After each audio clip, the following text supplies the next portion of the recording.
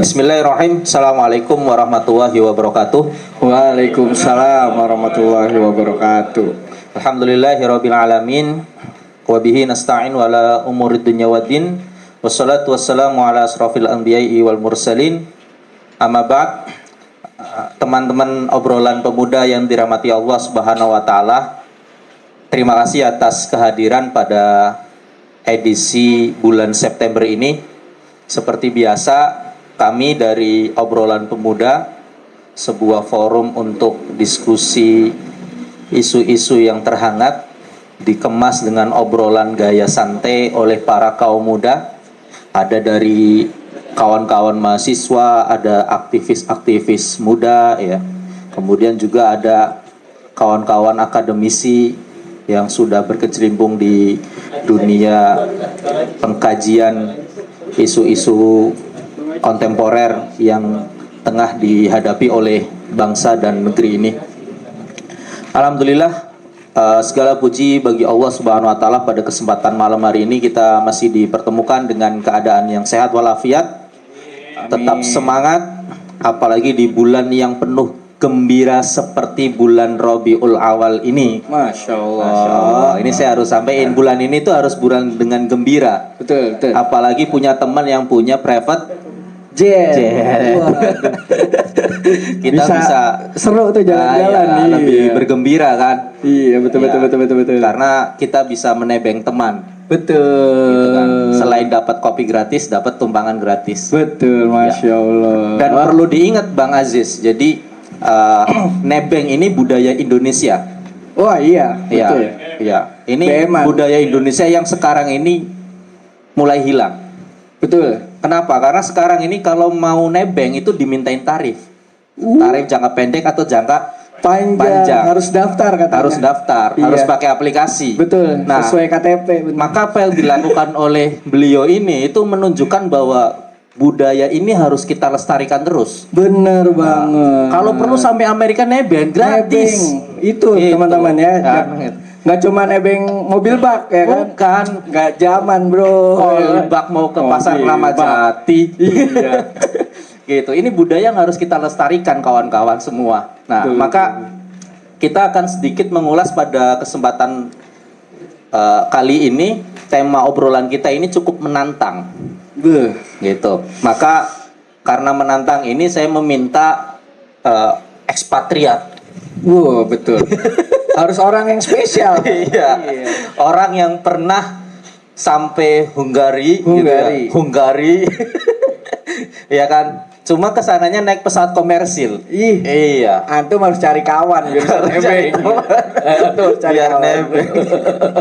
Ya, maka pada edisi kali ini kawan-kawan sekalian, pada obrolan pemuda malam hari ini, kita akan mengangkat tema terkait dengan tarik tambang proyek hutang nasional. Nah, nggak tanya Bang, kenapa kok temanya seperti Kenapa tuh? Apa yang ditarik-tarik tuh? Iya. Kan Agustusnya udah lewat masalahnya nih. Apa yang ditarik-tarik? Nah, karena edisi ini itu edisi yang cukup menarik ketika penarikan pilkada itu, ya, penarikan pilkada nih, pemilihan kepala daerah nih, betul. Ya kan, itu mempunyai hubungan dengan apakah di daerahnya ada tambang atau tidak. Wah, betul. Mana yang mau diambil atau enggak gitu loh. Jadi kalau kepalanya itu tidak mampu untuk mengambil sumber daya tambang di daerahnya itu untuk kepentingan pusat, ya nggak boleh untuk maju gitu loh. Jadi tergantung strategi pengelolaan itu. Iya. Ini tanda kutip. Aslinya memang tarik tambang beneran gitu loh. Gitu kan. Karena apa? Karena banyak juga di bulan-bulan ini itu konsesi-konsesi keluar ini. Iya kan. Apalagi munculnya peraturan-peraturan baru nih berkaitan dengan tambang real. Tambang real nih. Real tambang, bukan ditarik, bukan dikeruk ke bawah. Iya. Tambang yang benar-benar keruk di bawah ini benar-benar diberikan relaksasi sebesar-besarnya kepada para investor asing. Investor swasta. Indonesia for sale. Bahkan kepada organisasi kemasyarakatan juga. Nah, makanya kita akan kaji nih tarik tambang dalam perspektif ekspatriat Hungari ini. Memang jauh-jauh ini kita impor. Antum nebeng teman juga nggak ke Indonesia? Kita akan coba nih meminta perspektif dari abang kita nih. Betul. Jadi kawan-kawan sekalian, spesialnya malam hari ini itu kita akan mendengarkan petikan-petikan nyanyian Hungari dari ahli biokimia, masya Allah nih, yang tahu ini ya bagaimana mengolah tambang itu dengan ekstrasi kimia, Betul. gitu kan. Nah ini ahlinya nih, maka nanti kita akan minta pemantik kita ya untuk menyampaikan topik ini nih. Silakan, mungkin sudah dipersiapkan kan ya? Iya, silakan. Aman. Silakan Bang Farhan. Kita kasih aplaus untuk Bang Farhan. Ya, bismillahirrahmanirrahim. Assalamualaikum warahmatullahi wabarakatuh. Asyhadu an la ilaha illallah wa asyhadu anna Muhammadan abduhu wa rasuluhu la nabiyya ba'dah. A'udzu billahi minasyaitonir rajim. Bismillahirrahmanirrahim. Zaharal fasadi fil barri wal bahr. Idzaqahum ba'dal ladzi amilu la'allahum yarji'un. Shadaqallahul 'azim. Wah, ini malam ini berat ya.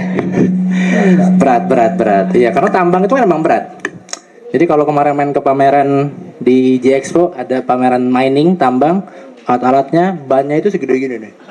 Nih, banyak doang ban truk segede gini. Gitu, emang berat. Iya, kapasitasnya 100 ton sekali ngangkut. Gila, 100 ton sekali ngangkut. Iya ya, ngomongin tarik tambang proyek hutang nasional.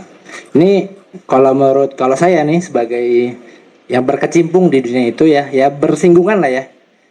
Ini kita harus pisahkan nih, Ustaz. Ya. Tarik tambang sama proyek hutang nasional, meskipun nanti berhubungan keduanya. Gitu. Kalau kita mau berangkat ya, boleh jadi ya dengan isu-isu yang hot lah ya. Di belakangan ya beberapa hari belakangan inilah gitu.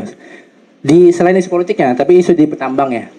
Itu kalau 3 bulan yang lalu ya teman-teman mungkin tahu semua, di mana ada PP baru ya, perubahan PP dari nomor 91 tahun 2021 ke 96 2021 menjadi PP 25 tahun 2024 ya, yang sebenarnya yang diubah cuma 3 pasal.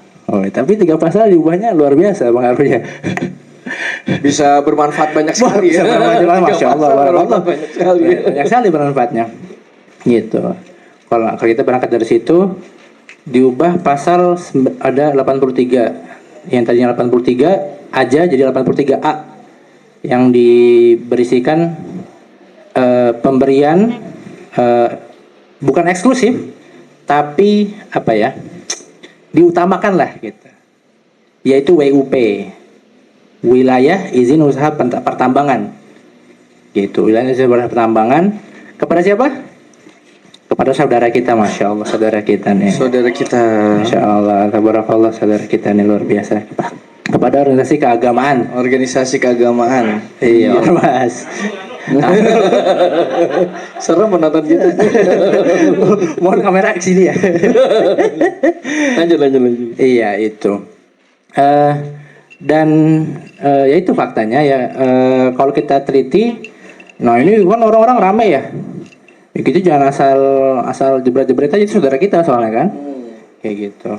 Dan memang udah sesuai Islam konsep awal dasarnya, di mana penambangan itu dilakukan pengusahanya untuk kemaslahatan rakyat umat Indonesia. Itu dasarnya. Kembali bukan ke umat. Iya, kembali ke umat dong. Betul. Iya lah, saudara kita udah ngerti semua itu. Pemerintah juga udah ngerti itu, makanya buat peraturan itu gitu loh. Oh, kalau pemerintah kita udah biasa diwakili. Kembali ke rakyat diwakili tapi. Nah, yang kemudian itu diperinci lagi. Mungkin teman-teman belum tahu ya. Apa sih tambang itu kan luas. Kalau kita ngomongin tambang itu secara umum dibagi 2. Oil oil and gas, minyak dan gas, dan mineral and coal. Jadi mineral dan batu bara. Mineral dan batu bara, mineral tuh banyak lah turunannya. Emas, silver, tembaga, nikel, perak, semuanya itu tembaga mineral, batu bara. Nah, peraturan tadi menyerahkan kepada ormas itu tambang yang mana sih gitu. Karena jujur aja, Pertamina aja nggak sanggup. Pertamina aja nggak sanggup untuk menambang itu semua gitu loh. Inalum juga nggak sanggup. Main ID kita udah holding, udah bersatu ya BUMN, itu masih ya bisa dibilang nggak sanggup lah gitu. Karena memang saking banyaknya sumber daya alam di Indonesia ini gitu. Masya Allah luar biasa ya. Ya Allah, tapi kita pemuda banyak yang ngerungkat ya. Nah, itu. Ya mungkin karena belum bisa ada yang nambang. Oh, ayo kita ngambil tambang. Iya, makanya ayo kita Oke, menuju ngambil tambang. Gitu. Ngomongin batu bara aja. Batu bara itu cadangan kita 60, ada yang bilang 130 miliar ton. Coba itu dibeliin cendol banjir. Satu tahun kita bisa nambang 900 juta ton. Masya Allah. Satu ton harganya ya kurang lebih ya. Kalau ya ini kalau tergantung kemurniannya 60% ya mungkin di bawah 100 dolar. Kalau di atas 70% itu bisa sampai 130 dolar. Yang itu sekitar 2 jutaan satu ton. 1 ton sehari. Kapasitas kita setahun bisa 900 juta ton. Ya ditambahin aja nol ya teman-teman. Kayak gitu. Masya Allah. Ya, bisa dapat ya dari batu bara tok gitu ya setahun 900 kali 2 1800 berarti 800 triliun saya dapat hanya dari batu bara. Masya Allah. Gitu. Baru ngomongin batu bara. Batu bara itu jadi kalau teman-teman tahu batu bara itu nggak perlu apa-apa teman-teman, nggak perlu ditanam kita tungguin sebulan gitu ya. Terus ada hama kita basmi nggak perlu. Ketemu wilayahnya dikeruk langsung jual. Udah langsung jual, Oh, nggak perlu diolah-olah lagi gitu. Ya dikit-dikit lah paling saat transportasi ada namanya gas supersan namanya ya, supaya dia nggak terbang-terbang. Kayak gitu aja. Gak jauh beda sama pasir laut ya. Gak jauh beda pasir laut. Oh, itu ntar kita bahas juga lah. Nah, itu. Nah, sebenarnya yang perlu kita kritisi ya, itu bukan masalah ini izin tambang akhirnya diberikan kepada ormas keagamaan ya. Sebenarnya badan usaha ormas. Bukan ormas ya, tapi badan usahanya. Itu yang perlu kita kritisi bukan kita diadu domba nih kayaknya, kita juga kepengen kita kita saking banyaknya kita nggak kebagian. Ini teman udah kebagian, saudara udah kebagian, kita nggak kebagian. Itu gimana tuh? Jangan kayak pengen gitu. kebagian. Mindsetnya adalah ya banyak opini lah ya, banyak opini yang beredar. Ada yang bilang itu dikasih untuk apa? Untuk supaya teman-teman berbalas budi.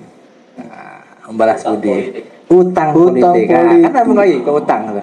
Ada hutang politik. Ada yang satu lagi dibilangnya agar ya udah urusin tuh, ada kesibukan gitu. Jangan urusin. Oh, berarti sama ini nganggur. Bukan nganggur saat. Biar sibuk Nggak ngurusin yang lain. Oh, begitu. Kalau mahasiswa dikasih tugas, nah ini dikasih tugasnya itu gitu loh. Ih, teman aneh aja resign perkara skripsi. Ini apalagi perkara tambang. Luar biasa. Masya Allah. Iya kan? Ya, apa yang perlu dikritisi terus gitu. Yang perlu dikritisi adalah sebenarnya konsep dasar awalnya, di mana kontrak antara pemberi izin usaha di sini adalah pemerintah ya, Pak Jokowi, Kementerian SDM ya, Kementerian BUMN.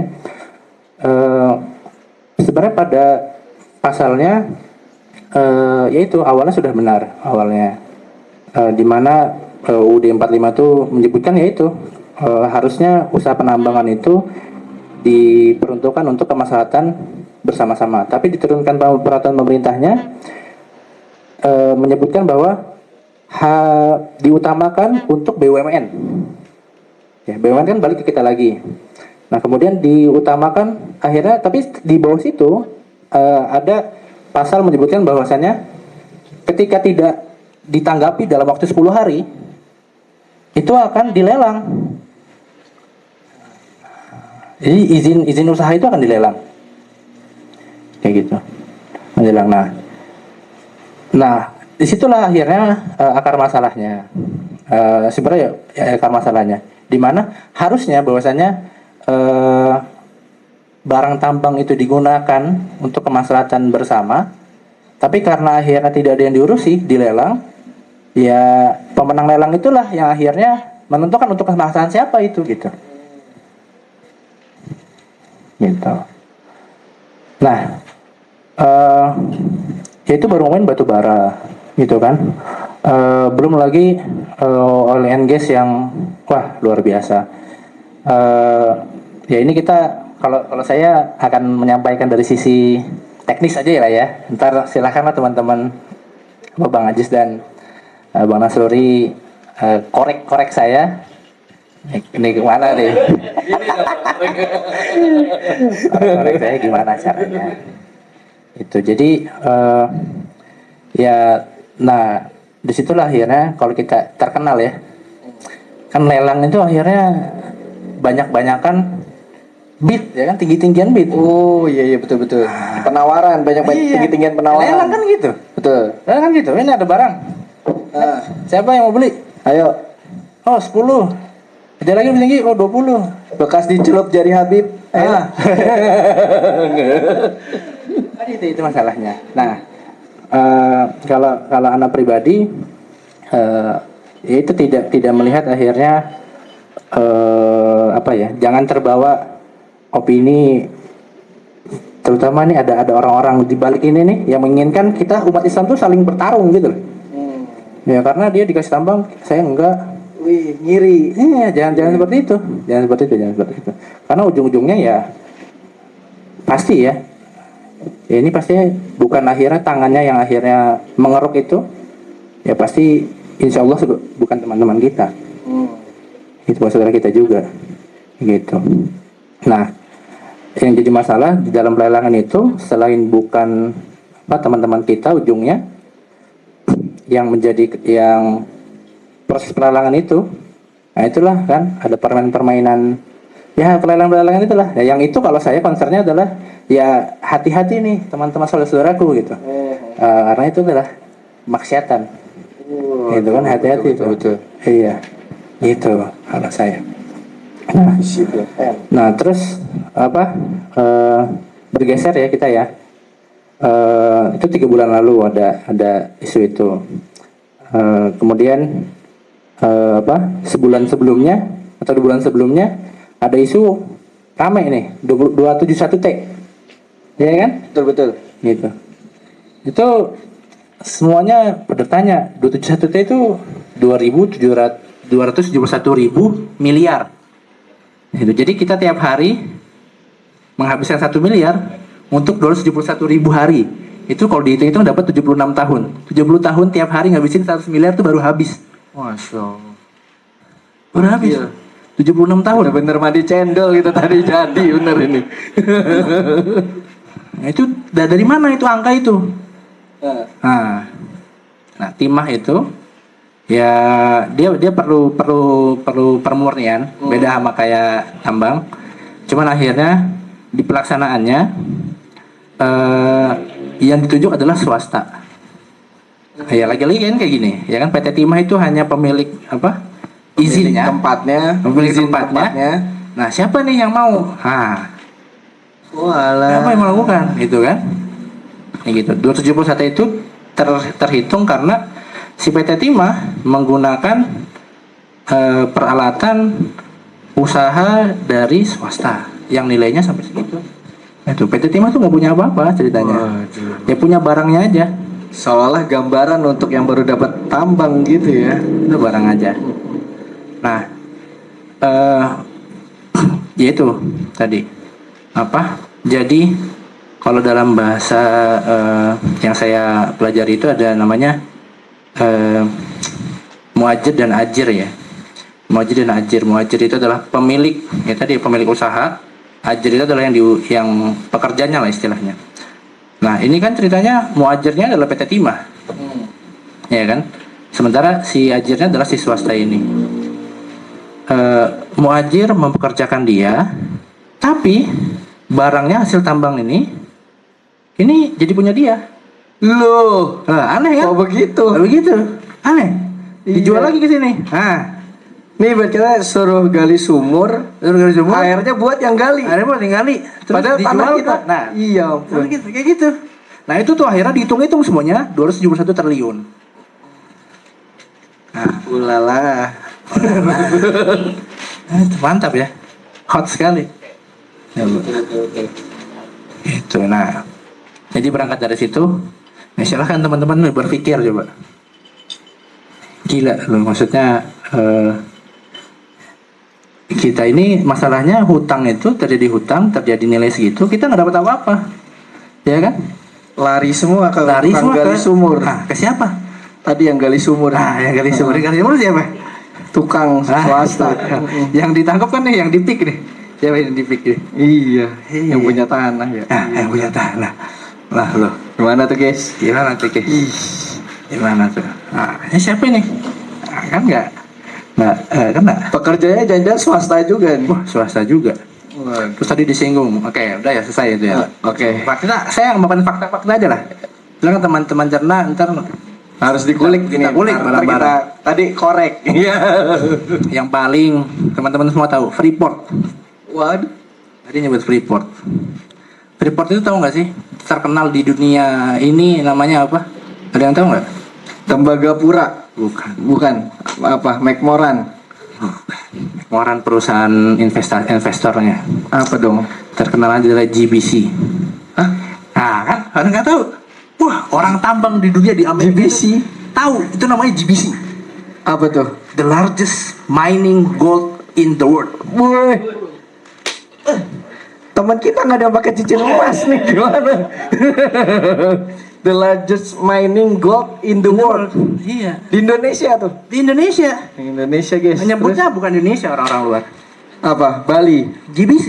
GBC. Grassberg Cave. Oh, Gua Grassberg. Grassberg. Cave. Iya. Orang tuh semua tahu. Orang tuh semua tahu. Maksudnya itu bukan punya kita, bahkan di mata orang tuh, di mata orang luar. Astagfirullahaladzim. Bukan punya antum semua. Itu yang tadinya gunung jadi danau. Jadi goa di Itu danau bukan punya kita. bukan punya kita. Semua orang udah ngakuin itu bukan punya kita itu. Betul Itu bukan punya kita itu. Meskipun katanya mohon maaf Pak, ya izin Pak. Inalum katanya megang saham 51% katanya. 51% ya? 49 ya, udah setengah-setengah lah. Setengah-setengah tuh. Itu tadi ibarat kata gunung setengah tuh ya kan? Sahamnya. Gimana tuh? Sahamnya secara kertas. Oh, Ya, secara kalau kertas. tanahnya nggak tahu. Waduh. Nggak tahu. Gitu. Nah itu dari 3 fakta itu, ya itu larinya akhirnya, wah besar sekali volumenya, uangnya, dan itu ya entah kemana. Entah kemana. Nah, hubungan kita. Aduh. Itu. Nah itu awalnya ya. Awalnya itu saya paparan 3 fakta itulah dulu lah. Itu ntar gimana? Bang Aziz. Siap. Bang Nasrudi, silahkan. So, jadi gitu guys. The largest gold mining in the world. Kebayang nggak? Ih, antum ini antum. Jadi mungkin kawan-kawan di sini agak roaming, iya, karena saking nggak bisa membayangkan seberapa banyaknya itu. Cuma kawan-kawan biar lebih pendekatannya lebih dekat sama kehidupan kita kawan-kawan ya, terutama di Jakarta, karena sepertinya kawan-kawan di Jakarta itu tidak bisa membayangkan tambang. Karena kita nggak melihat tambang, adanya Betul. penggalian gorong-gorong. Nah, gorong-gorong pernah tuh. Ya, Biasanya kalau karena habis kita selesai melihatnya sekarang itu adalah pembangunan di pinggir jalan yang begitu masif. Betul. Ya. Nah, sangat sederhananya gini kawan-kawan, ketika beberapa pekan lalu itu ada pernyataan bahwa kaum ekonomi menengah sekarang itu dihadapkan pada habisnya uang pada pembelian air minum. Kita merasa nggak, kita akhir-akhir ini itu banyak pengeluaran untuk beli air minum. Hampir semua, kalau kawan-kawan tinggal di Jakarta, rumah sendiri itu, bagaimana air di Jakarta itu layak atau tidak layak untuk diminum secara langsung. Bahkan kita itu setiap waktu itu kelihatannya membeli air galonan, ya kan? Air galon, baik yang isi ulang dari pegunungan maupun yang beli di warung-warung pinggiran, kan gitu ya. Nah, ini sebenarnya adalah efek dari aktivitas pertambangan. Tadi yang disampaikan Bang Farhan itu ada hal yang menarik ketika pembahasan 271 triliun. Tadi ingat nggak 271 triliun dilakukan oleh siapa? Oleh siapa? Tukang gali. 271 triliun korupsi tambang yang dilakukan oleh salah seorang tanda kutip orang kaya, ya, triliuner, dan memiliki lahan yang begitu luas. Betul. Bukan hanya itu, partnernya itu adalah seseorang suami yang digambarkan itu sangat mencintai istrinya, mencintai anaknya. Apals goal. Nah, sebagai suami idaman, bahkan memberikan hadiah pada anaknya yang baru berumur setahun itu sebuah mobil yang mewah, gitu kan. Tapi ingat kawan-kawan, bukan masalah 271 triliunnya itu. Itu adalah dana yang dikorupsi akibat kerusakan-kerusakan yang terjadi pada pertambangan timah. Ini sebagai tambahan saja ya. Masalahnya adalah korupsinya adalah korupsi dana ketika pengolahan tambang timah itu mempunyai efek yang begitu besar kepada lingkungan ekologis. Lingkungan ekologis paling dekat dengan kehidupan manusia itu adalah masalah air. Paham nggak maksud saya di sini? Betul. Ketika air sudah terkontaminasi hasil dari pertambangan itu, maka kehidupan itu, masyarakat yang di sekitar itu sudah pasti kehidupannya itu akan rusak. Akan rusak. Kenapa? Karena hidup kita kan tidak bisa dijauhkan dari air. Betul. Iya kan? Kalau minum saja kita harus beli, bagaimana tanam-tanaman yang kita tanam?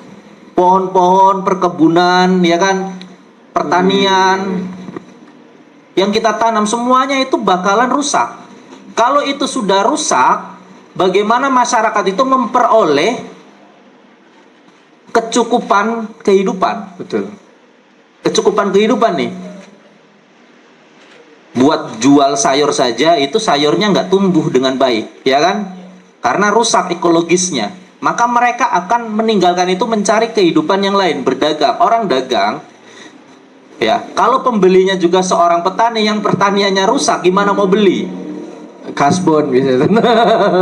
Maka yang terjadi itu adalah efek domino, kawan-kawan. Ini masalah tambang, masalah ekologis saja nih, kerusakan ekologis. Dan kerusakan ekologis ini ternyata itu mengakibatkan banyaknya terjadinya bencana-bencana yang muncul. Maka kita istilahkan itu adalah tarik tambang ini itu perlombaan untuk deforestasi. Asik. Ini kita masukin satu kata baru nih, deforestasi, biar kawan-kawan itu masuk.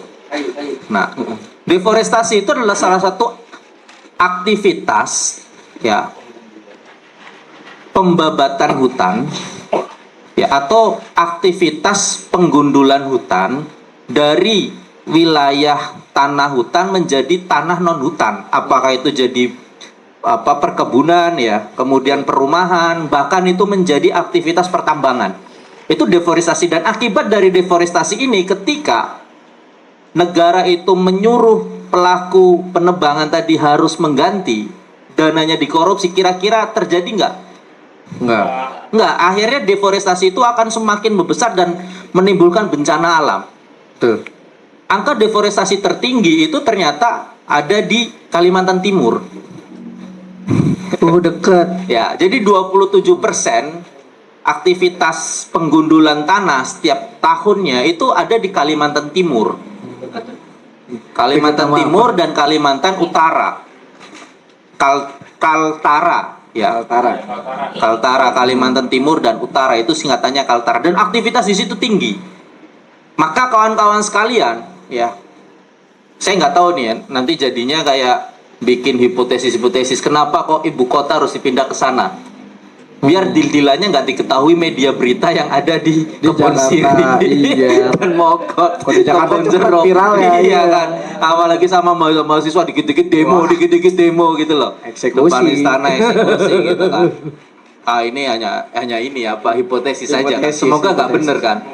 Iya kan, semoga nggak bener. Nah, maka Kaltara ini tuh paling tinggi kawan-kawan deforestasi di sana. Itu yang kedua. Kalau deforestasi itu tinggi, ya bencana mudah. Coba baca berita beberapa hari yang lalu. Kalimantan Timur gempa. Beberapa waktu yang lalu, mungkin berapa hari ya, 4 hari atau 5 hari yang lalu itu. Gempa. Searching itu gempa. Padahal Kalimantan itu dikenal tidak memiliki gunung berapi. Gempa. Nggak viral ya, Seth? Ya nggak viral karena antum nontonnya yang lain. Oh iya benar. Nonton jet aja itu kan. Super jet gitu kan. Iya. Dibius nebeng. Iya, dibius nebeng. Nah, itu yang kedua, masalah ekologis ya. Masalah yang ketiga kawan-kawan sekalian, negara ini saat ini tuh kesusahan pendanaan untuk proyek-proyek yang besar skala nasional. Terutama pada proyek-proyek strategi nasional, PSN istilahnya. Nah, proyek strategi nasional itu membutuhkan dana yang besar. Dana yang besar ya, yang diharapkan itu mampu untuk mengelola sumber daya alam melalui proses pertambangan. Pertanyaannya, kalau tidak ada modal untuk melakukan upaya pertambangan tadi, tadi disampaikan Bang Farhan, kenapa bahkan MindID gabungan dari BUMN itu tidak mampu untuk mengelola semua. Itu bukan karena mereka nggak punya kemampuan, mereka keterbatasan modal. Keterbatasan anggaran. Mau beli alat dibatasin oleh anggaran yang mengatur. Iya. Gitu kan. Sedangkan pihak siapa yang tidak mempunyai batasan anggaran? Wah, pihak siapa, guys? Kira-kira siapa yang tidak memiliki batasan anggaran? Tidak terbatas, tinggal metik. Ya non government kan? Non-government, swasta ya, Seth? Ya, swasta baik itu asing maupun dalam negeri. Ya kan? Nah, kalau asingnya saja sampai ke Rusia, sampai ke Amerika, ketemu Elon Musk juga nggak laku-laku ya. Iya, nggak jadi kan ya. Nah, shock kultur. maka yang bisa dilakukan itu adalah ke siapa? Ke mereka-mereka di dalam negeri yang memiliki banyak modal uang yang mengendap, yang tidak digunakan.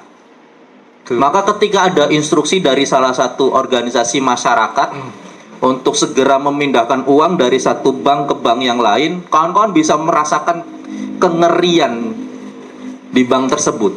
Iya. Kekhawatiran. Tuh. Ya kan?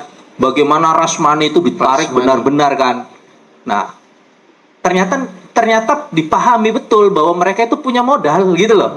Jadi bagaimana caranya biar modal itu masuk dulu ke ini nih, ya kan, ke iming-iming buat diputarkan uangnya itu cepat, karena nggak ada bisnis yang paling menguntungkan selain bisnis pertambangan. Ih, betul. Bisnis pertambangan. Iya bener, karena setiap alat gerak itu bayar.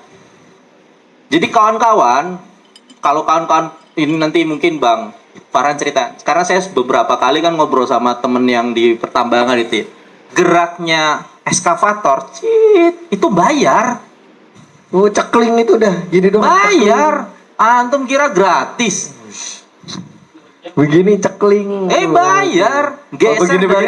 Geser dari satu titik koordinat 10 meter itu bayar. Masya Allah. Luar biasa. Itu faktanya gitu loh. Jadi Betul. makanya kawan-kawan sekalian ya, jadi supir eskavator saja itu cepet kaya. Apalagi yang punya tambang. Supirnya eskavator itu nggak usah supir lah, yang kiri bang, kiri, kanan, yuk masukin bang, itu cepet kaya. Masya. Kaya, jangan dikira orang yang bekerja di pertambangan itu nggak cepet kaya. Maka bisnis paling menguntungkan adalah bisnis pertambangan sampai hari ini. Ya paling mentok-mentoknya ketangkep KPK atau kejaksaan dianggap melakukan korupsi. Tapi jangan khawatir, 5.000 saja cukup. Denda 5.000 guys. Kalah maling ayam. Menyala bang. Menyala bangku. Nyala bangku. Putusan paling menggilakan itu 5.000 rupiah untuk seorang koruptor. Triliunan lagi. Triliunan itu ya. Bukan 10-20 juta itu Ustaz. Betul. Nah, maka kembali lagi bang ke topik tadi, bahwa negara ini melihat ada dana yang besar yang dimiliki oleh organisasi-organisasi masyarakat. Dana. Ya dana. Ya dana. Nah, makanya negara ini mendorong bahwa organisasi masyarakat itu masuk. Betul. Gitulah. Maka diiming-iminglah IUP. Izin usaha pertambangan. Ya kan, IUPK, izin usaha pertambangan khusus dan lain-lain. Itu kan. Caranya dijeratnya dengan apa? Biar masuk. Apa tuh? Ya, apa guys? Sederhana. Kan kamu hidup di dalam negaraku. Asik. Coba. Kalau raja sudah bertitah, semua rakyat harus tunduk. Raja apa guys? Kan gitu, sederhana kan? Iya kan? Kalau nggak mau, surat SK Badan Hukum Perkumpulannya dicabut dong. Iya kan? PHP-nya dicabut. Sederhana itu. Ya kan? Sederhana, negara milik mereka. Betul. Enggak, gitu loh. Tuan Maka akhirnya mereka pun mau. Nah, mau tidak mau, maka mereka itu harus memberikan jawaban kepada masyarakat agar masyarakat terpenuhi kegelisahan itu. Kenapa? Karena banyak masyarakat itu yang memahami, kawan-kawan sekalian yang perlu banyak memahami bahwa tidak ada aktivitas pertambangan yang benar-benar zero pollution. Wow. Yang go green tuh nggak ada pertambangan. Yang mereka itu nyabutin green itu kayak jadi coklat semua. Yang makannya pakai bekal gitu enggak? Enggak ada. Tidak ada aktivitas pertambangan itu yang zero pollution. Enggak ada. Pasti ada implikasi kepada lingkungan. Baik itu kebocoran gitu ya. Kalau liquid tadi kan, gas juga, ataupun dari pertambangan aktivitas dari apa? Dari pemurniannya, apa istilahnya? Refinery. Itulah. Aktivitas itu pasti ada implikasi ke masyarakat. Maka banyak akademisi itu yang benar-benar melihat program pertambangan tidak ada yang zero pollution, itu yang mereka senantiasa berteriak, kenapa terjebak di dalam itu. Betul. Nah, maka kawan-kawan perhatikan ya, hampir saya mengikuti jawaban-jawaban dari beberapa organisasi kemasyarakatan yang masuk ke dalam pengelolaan tambang, itu jawabannya itu senantiasa kepada kaidah fikih. Kaidah fikih. Kalau kaidah fikih pasti jawabannya itu ikhtilaf bainal ulama. Gitu loh. Penuh dengan perbedaan pendapat. Ya, apalagi dengan prinsip mendahulukan mafsadah daripada maslahat daripada mafsadat atau mudorot gitu. Maka maslahat yang paling besar ya dikelola oleh mereka yang paham agama. Gitu kan ya. Tapi tadi pertanyaannya Bang Farhan, memang ada yang paham pengelolaan pertambangan selain orang-orang yang ahli tambang. Iya juga. Kan itu kan. Di majelis kayak nggak dibahas. Iya. Maka ketika prinsip pengelolaan masuknya organisasi masyarakat kepada tambang, ya, kepada izin usaha tambang, itu memang mereka itu masuknya melalui kaidah fikih yang mereka kelola, melalui basul masailnya mereka, melalui tarjih mereka gitu loh. Karena kaidah fikih yang mereka gunakan. Nah, sedangkan dalam perspektif yang lain, ya kan, dalam perspektif yang lebih tinggi daripada kaidah fikih, yaitu perspektif mabda atau perspektif ideologis, bagi orang yang senantiasa melihat pertambangan sisi ideologisnya adalah lingkungan, maka pertambangan itu menyalahi ideologi lingkungan yang mereka anut. Jadi misalkan kayak lembaga NGO yang monitor berkaitan dengan tambang, Iya. ya kan. Maka ketika ada aktivitas tambang yang baru, data kementerian itu ada sekitar 2.700 peti. Peti itu pertambangan tanpa izin. Itu 2.700, itu yang ilegal, itu dihapus. Itu yang ilegal, 2.700. 2.700. Iya, tambang yang legal, yang ilegal. Dan itu yang ketahuan. Yang belum ketahuan. Yang belum ketahuan masih banyak yang dilakukan oleh pertambangan rakyat. Istilahnya tambang rakyat. Iya. Tambang rakyat itu misalkan Bang Aziz tinggal di depan sini ya, di daerah sinilah Jakarta Timur ini. Nah, kemudian ada tambang, nah dikelola oleh orang-orang RW setempat. Oh, Karang Taruna. Taruna. Itu namanya tambang rakyat. Dan tambang rakyat itu lebih banyak. Lebih banyak.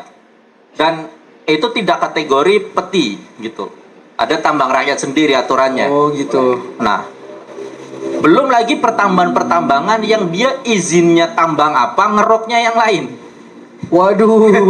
Jadi misalkan dia izinnya itu pasir, tambang pasir, yang dikerok ternyata dia lebih dalam. Oh. Nah, lebih dalam, Lebih dalam lagi. lebih dalam, gitu. Karena semakin dalam semakin enak.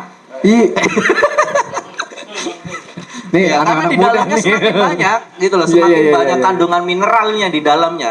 Semakin murni gitu ya. Ya semakin dalam. banyak lah. Semakin banyak. Semakin banyak. Indonesia itu semakin dalam semakin banyak. Hmm. Gitu. Nah, ternyata lebih banyak itu peti sampai 2.700-an, dan itu yang dihapus. Yang ketahuan, yang belum ketahuan itu masih banyak. Dan paling banyak ternyata itu memang di tanah Sumatera. Oh. Kalau Sumatera itu banyak peti-petinya. Sumatera. Kalau Kalimantan Timur itu lebih dikuasai oleh grup-grup Grup-grup besar. Jadi izinnya itu konsesi yang jangka panjang. Makanya dimunculkan konsesi 190 tahun gitu ya. 120 ada yang 90 tahun. Gitu kan. Itu senantiasa bertambah terus. Gitu. Karena ternyata semakin dalam semakin ada gitu loh. Gitu kan.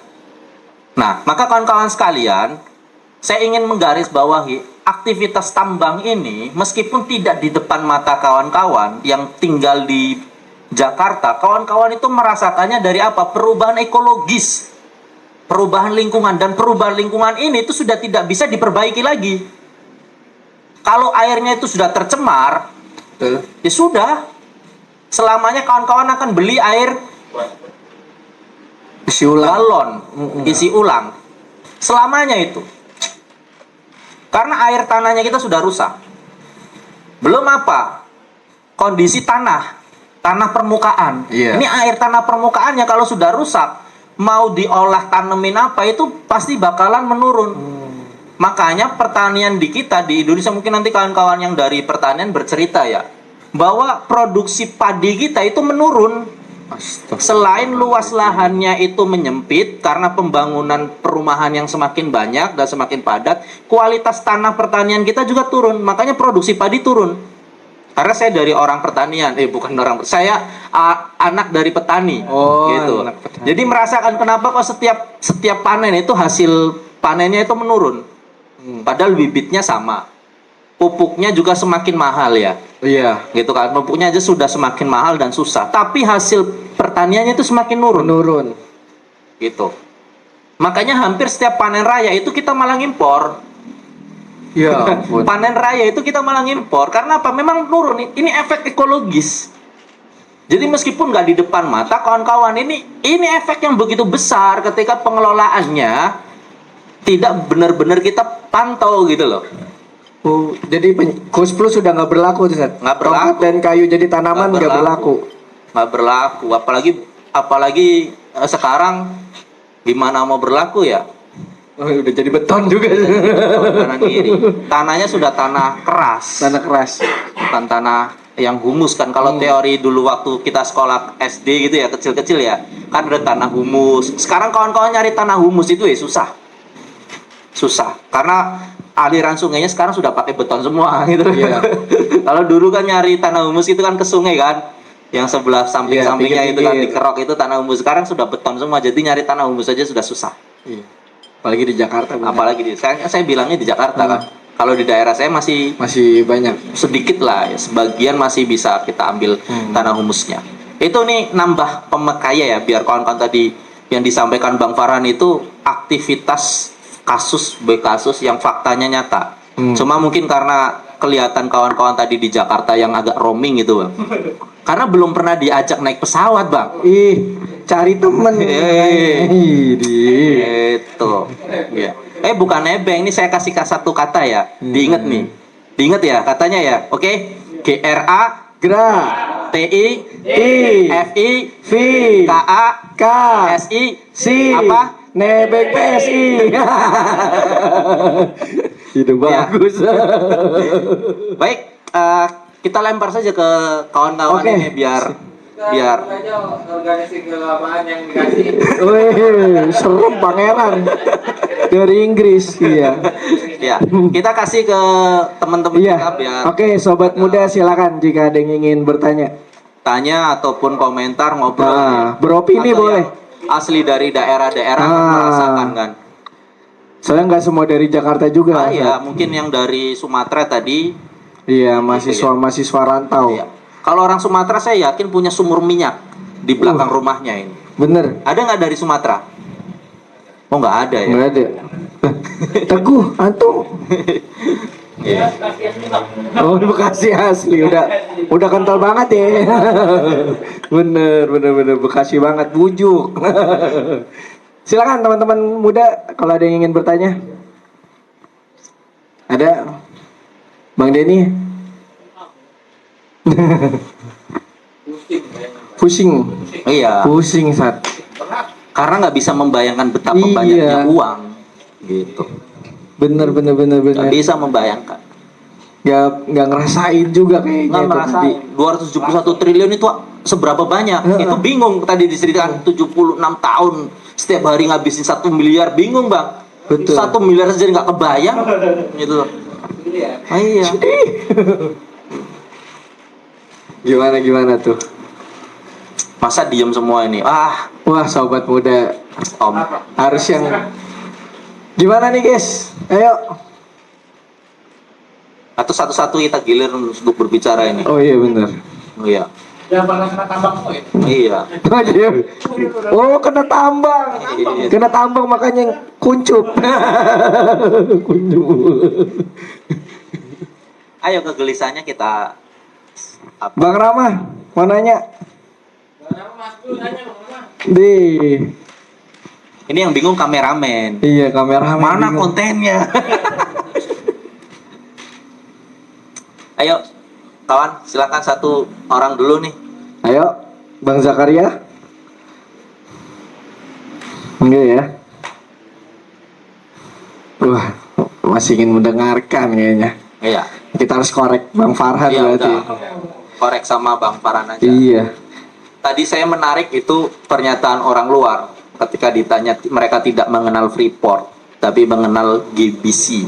GBC. Nah, Grasberg Cave, ya, Iya. GBC. Nah, Aneh 2013 sempat tuh ngerasain kerja di Freeport. oh, iya. Sempat ngerasain. Itu ngerasain gimana rasanya tuh seolah-olah ini biaya harusnya untuk Indonesia ngalir ke Amerika, bro. Bahkan gini, Rat. Diceritain tuh kan dia udah mulai underground.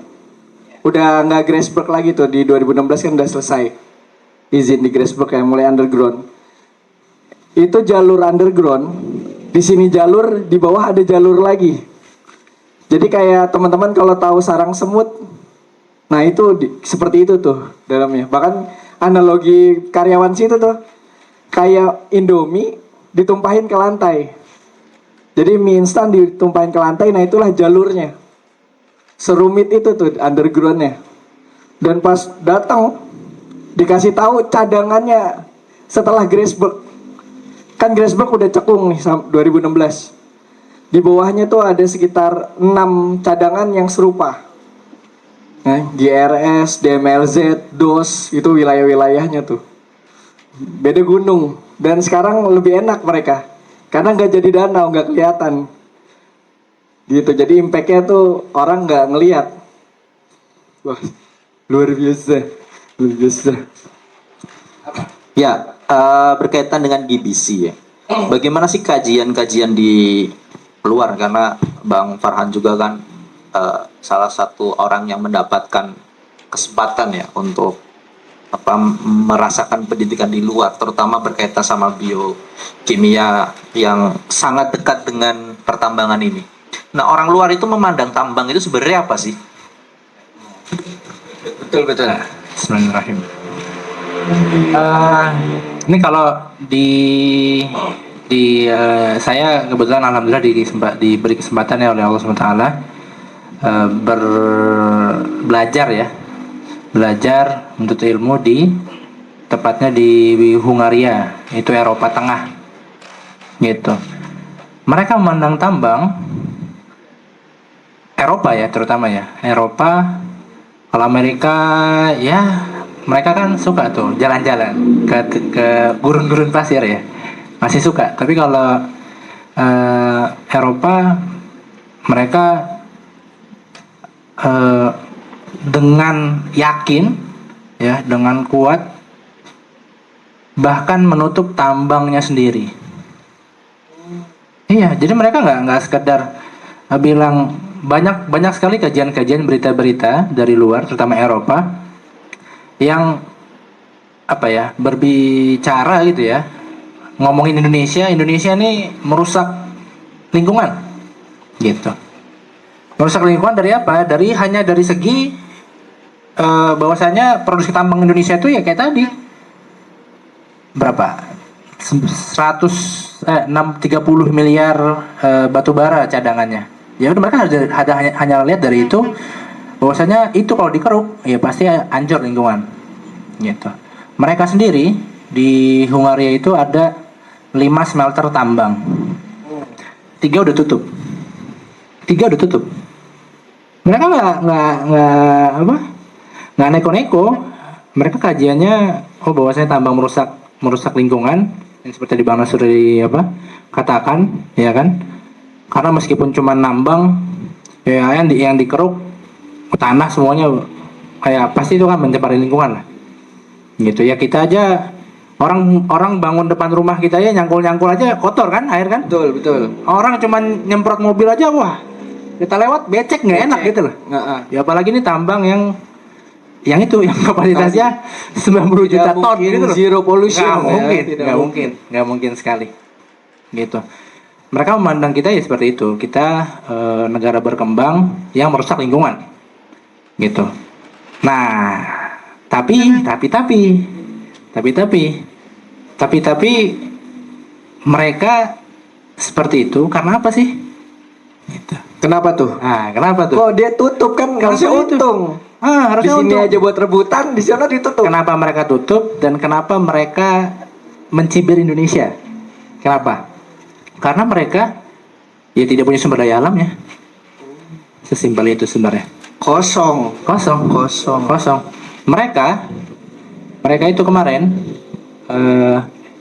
mendapatkan sumber daya itu ya, pengganti batu bara untuk menyalakan lampu-lampu ini, kehidupan pemanas mereka itu dari impor. Dari mana? Dari Rusia, dari gas. Jadi gas dialurkan dari Rusia langsung ke Eropa. Oh, yang pipa-pipa itu, pipa besar-besar itu, yang sepanjang berapa juta kilometer itu langsung dilahirkan dari Rusia. Betul betul. Gitu. Makanya kemarin ketika konflik dengan Rusia ya Eropa krisis bisa dibilang. Gitu. Kedinginan. Karena mereka nutup batu baranya dan menutup impor gas dari Rusia. Gitu. Nah, itu untuk si batu bara. Gitu. Tapi kalau kan tadi saya bilang pertambangan itu dibagi dua besarnya. Ada oil, minyak dan gas, ada Mineral dan coal. Nah, mereka memandang si coal ini ya itu tidak jelek lah gitu. Tapi mereka masih menambang gas juga. Ya gas juga sama. Gas juga butuh tambang juga, butuh eksplorasi, butuh deforestasi, sama aja sebenarnya.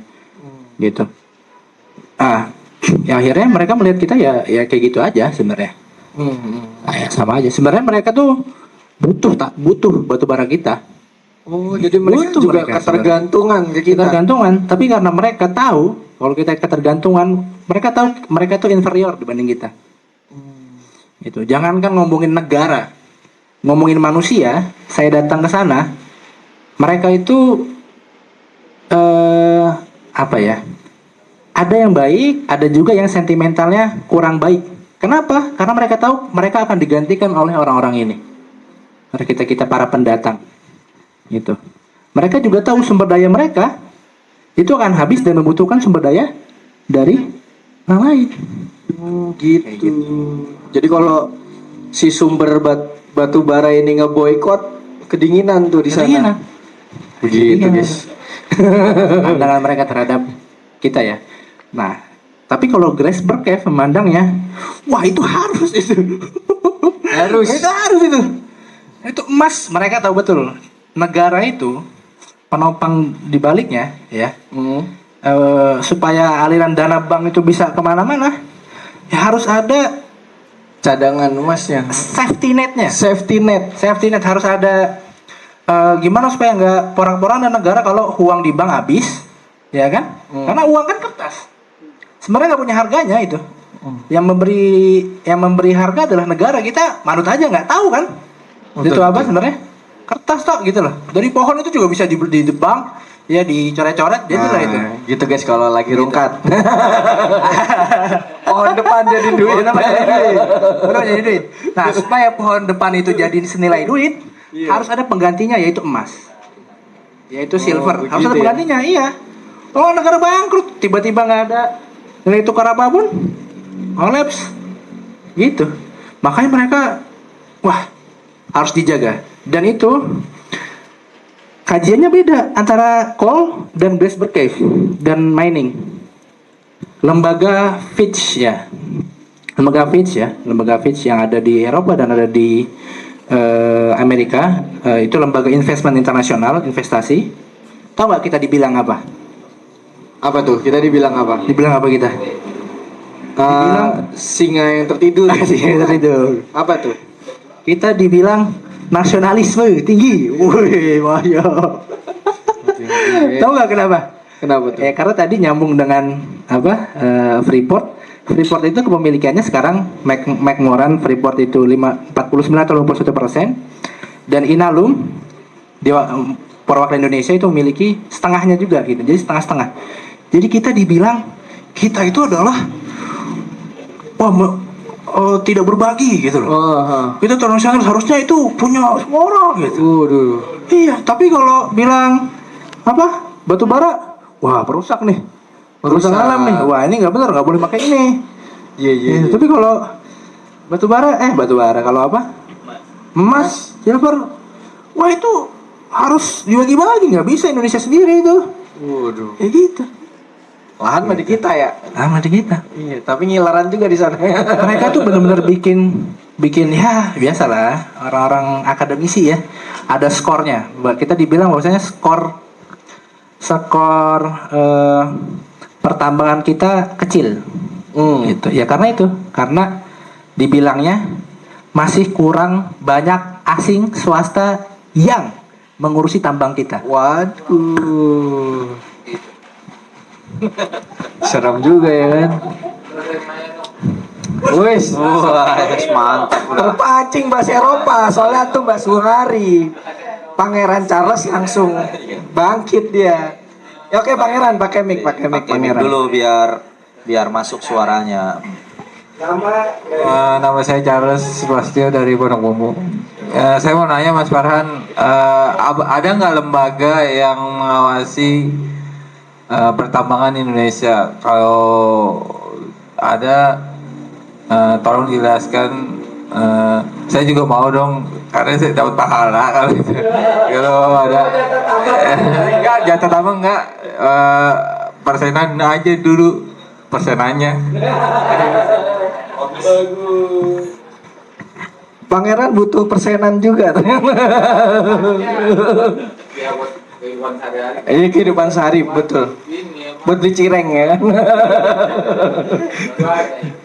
order mandiri. Iya. Silakan.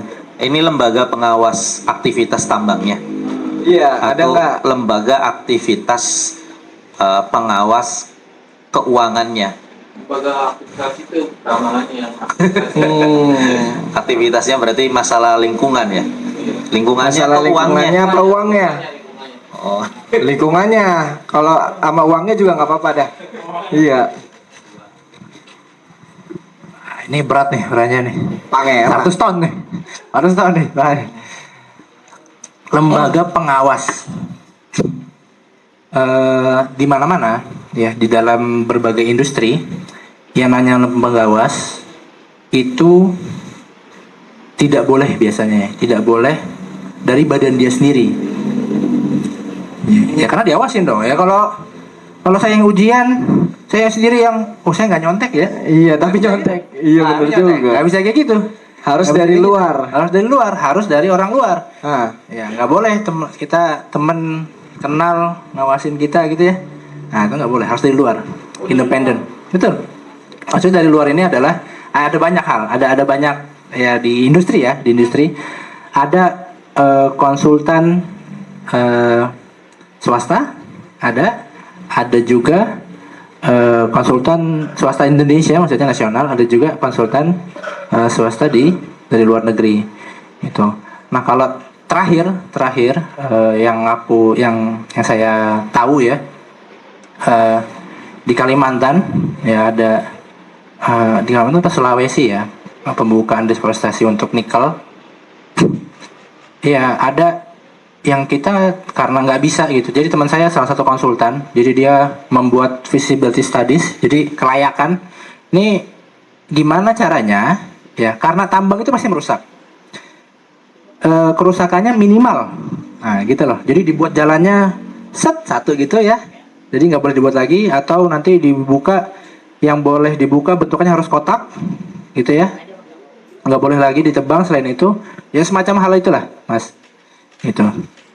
Nah ada beberapa komponen yang kita tidak bisa lakukan, teman saya itu di Indonesia, jadi harus pakai dari Australia, cuman ngawasin, datang nggak keluar apa-apa, ngelihat, oh wah nggak boleh ya, atau ini harusnya bolehnya cuma segini. Nah itu dari Australia. Nah nanti itu kembali lagi kepada siapa? Kan mereka cuma ngawasin ujian, ya kan? Mereka tuh cuman guru ngawal dari usia kita siswa pelaku tambang ngerjain sesuatu diawasin sama pengawas. Terus kan ada yang nilai, ada yang lulusin supaya kita lulus gitu loh. Nah ada sekolahnya. Siapa itu? Ya kan? Itu ESDM. Nanti itu pasti nanti semuanya atas persetujuan kementerian. Nanti kalau itu tadinya wilayah tambang izin usaha oleh BUMN melalui persetujuan akan diberi kepada orang setelah ada diawasi tadi. Kemudian dari situ disetujui juga nanti diketahui oleh Kementerian SDM itu. Jadi kayak gitu. Jadi ujung-ujungnya ke sana. Gitu. Makanya barusan banget Bahlil bilang nggak usah pakai konsultan lagi. Gitu. Kalau saya setuju sama Bahlil. Mantap Pak Bahlil. Maju. Bener masih pakai konsultan. Abad aja udah. Karena sama-sama aja ujungnya, sama merusak. Gitu. Kalau dari saya. Jadi ya dan itu ya konsultan itu ini hebat deh. Bisnis mindsetnya, itu konsultan itu sekali terbang, terus ngeliat nulis, itu 6 miliar itu. 6 miliar. Ya kira-kira lah. Ya paling kerja ya 6 bulan lah ya. 6 bulan. Ya berarti satu bulan 1 miliar. Ya tahun depan nganggur. Ya enggak gitu. Itu kayak gitu. Gitu. Apakah dipakai apa enggaknya? Ya tergantung pelaku tambang, tergantung yang pemberi izin tambang. Kayak gitu. Seperti itu. Biasanya ini kalau kita ngomong pengawas ujian itu pasti orang jujur, orang hebat. Itu pasti dia tahu nih, kalau nyontek, ada polanya, dia gitu, dia nyontek nih, dia kelamaan nulisnya, dia tahu dia nyontek nih gitu. Pengawas di tambang juga gitu, tahu ternyata alatnya tuh nggak yang sesuai, tahu jalurnya yang di ini nggak tahu ini nggak benar. Tahu saat transportasi nggak benar, tahu juga. Tahu. Mereka, orang kita tuh pintar semua, orang nggak kalah lah sama orang Australia lah. Kita pintar semua. Itu. Nah cuman ya begitu akhirnya. Itu. Karena kalau mau ngikutin hasil pengawasan tadi, yang tadinya 30 miliar, bisa jadi yang bisa diambil cuma 15 miliar. Gitu. Ya besar, sama-sama besar. Cuman mikirnya ada 30 miliar kenapa ngambil 15 miliar, ya gak? Itu pemikiran mereka gitu. Pemikiran kita seperti apa tadi?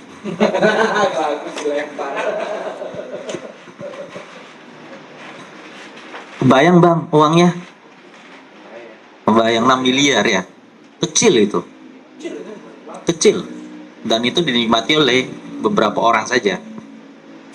Maka persepsi yang harus yang harus kita bangun, persepsinya yang pertama itu adalah selain masalah keributan fikih nih ya, kaidah fikih tadi itu ya di ormas ya. Itu sekarang kita harus masuk kepada perspektif bahwa seandainya kawan-kawan sini itu sebagai orang yang layak, saya bilang semoga yang di sini layak ya, layak dan memang pantas diberikan izin sama Gusti Allah untuk megang kekuasaan. Ya, diberikan izin sama Allah untuk memegang kekuasaan. Karena kan tidak semua orang itu layak untuk memegang kekuasaan. Bahkan orang soleh seperti sahabat saja itu ada yang tidak layak memegang kekuasaan. Karena pagumunan. Nah, jadi kalau Bang Charles tadi dikasih kerjaan di tambang, dikasih 6 miliar udah gumun, itu berarti nggak layak jadi pemegang kekuasaan. Nah itu. Karena 6 miliar saja sudah gumun. Dia belum ngerasain itu naik private jet dihitung cuma 80 juta. Murah sekali. Nah, maka seandainya nih Allah izinkan kita nih, abang-abang semua, kawan-kawan semua, teman-teman semua nih yang di sini ataupun dimanapun ya, yang Allah izinkan untuk memegang kekuasaan dengan kondisi tadi, ternyata tambang ini adalah sesuatu yang sangat melimpah ruah. Sumbernya itu seperti air yang mengucur deras dari dalam bumi negeri ini, tidak habis-habis. Kira-kira teman-teman itu mengelolanya mau seperti apa? Gimana tuh guys? Kan pertanyaannya sederhananya gitu. Kalau teman-teman pemuda pemikirannya yang penting aku kerja di tambang dapat uang sekian, ya selamanya teman-teman itu apa yang mengucur dari dalam negeri ini itu ya dikelola bukan oleh kita ini. Betul. Gitu loh, oleh mereka gitu kan. Sedangkan mereka ini yang paling banyak orang asing yang mempunyai modal besar, yang mempunyai kemampuan, dan yang sedang menguasai dunia. Gitu kan. Manfaatnya keluar. Manfaatnya keluar bahasanya. Maka pertanyaannya, yang harus dimasukkan kepada pemuda ini, seandainya kawan-kawan memiliki dan diberikan oleh Allah kekuasaan, kawan-kawan itu mau mengelolanya itu seperti apa tambang ini? Secara kredibilitas. Secara kredibilitas. Iya. Maka itu kan yang harus didiskusikan oleh kita, Betul, kaum betul. muda. Ya kan? Nah, hal ini tuh yang tidak pernah didiskusikan di kaum-kaum muda. Kaum-kaum muda itu diskusinya itu bagaimana konten saya viral di TikTok. TikTok, Iya. di sosmed, ikut training, Betul. training editing, Betul. training voice over gitu ya. Personal Training branding. copywriting, training desain. Pemudanya bahasnya itu. Seandainya pemuda-pemuda umur-umur kita ini bahas bagaimana ngelola tambang seandainya saya itu diberikan kekuasaan. Betul. Itu harusnya udah dibahas itu waktu kontrak-kontrak tambang ini habis ya Ah, Satya. itu yang harus kita bangun. Maka saya akan mendidik anak saya nanti. Kamu nanti kalau punya diberikan Allah kekuasaan, kamu mau ngelola tambang itu seperti apa? Apakah untuk keluargamu? Ah.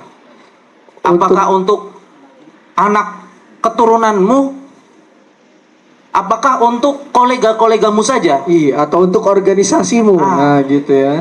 Ini kan harus diajarkan kepada anak-anak kita. Betul. Terutama kita sendiri nih sebagai pemuda gitu loh. Nangkep sampai sini.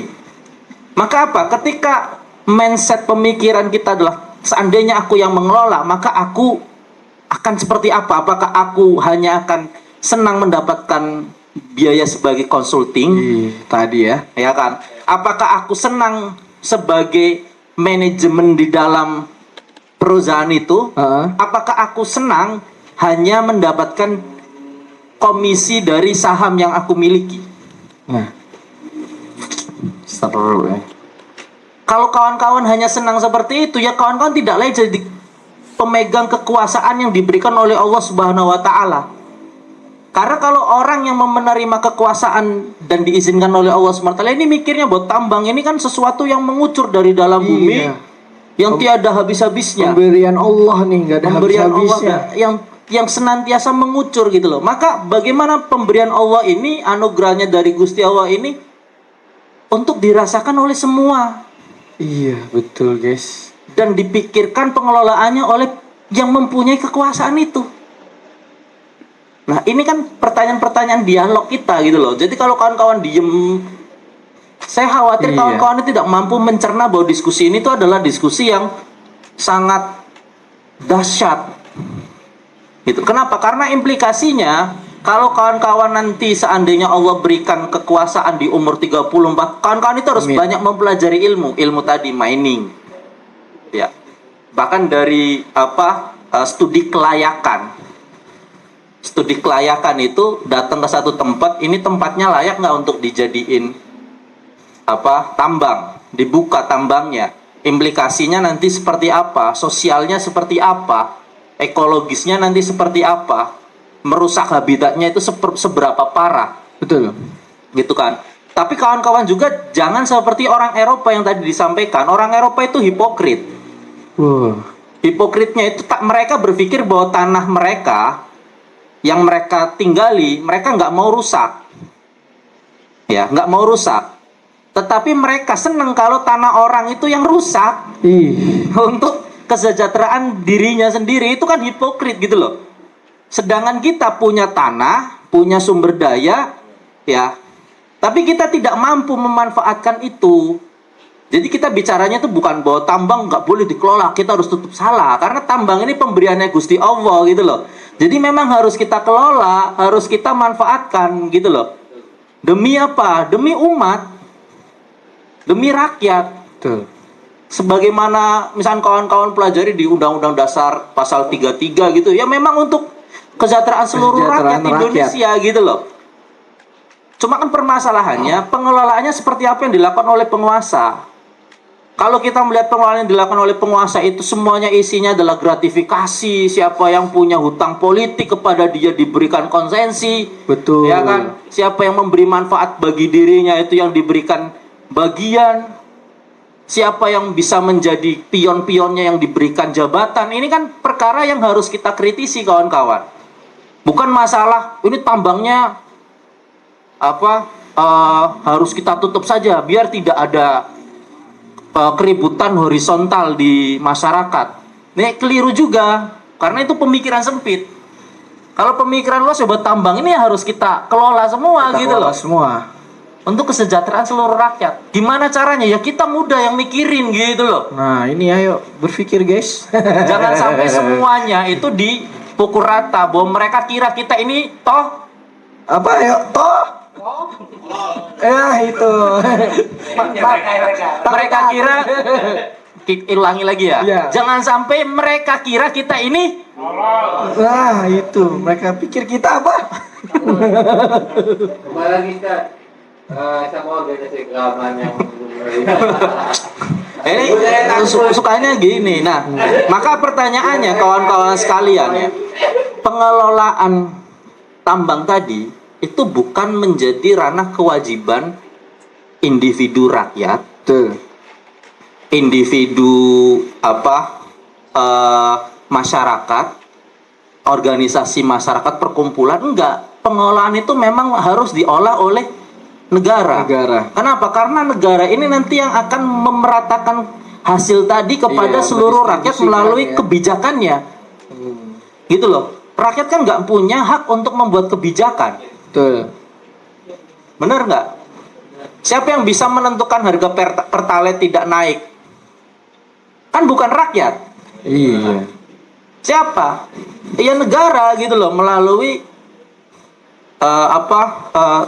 infrastruktur politiknya, apakah melalui kementerian gitu kan, itu yang menentukan, atau melalui BUMN itu yang menentukan. Nah rakyat itu kan bagian yang merasakan kesejahteraan dari sumber daya alam yang muncul dari tanah negeri ini gitu loh.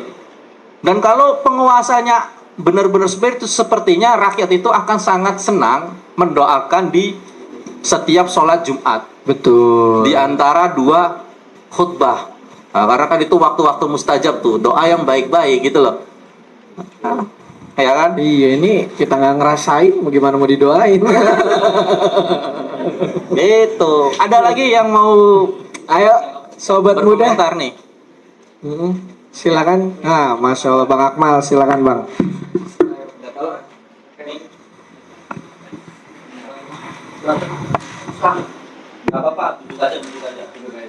Assalamualaikum warahmatullahi wabarakatuh. Perkenalkan, nama saya Akmal dari Bekasi Utara. Ya, yang ingin saya tanyakan mengenai tambang.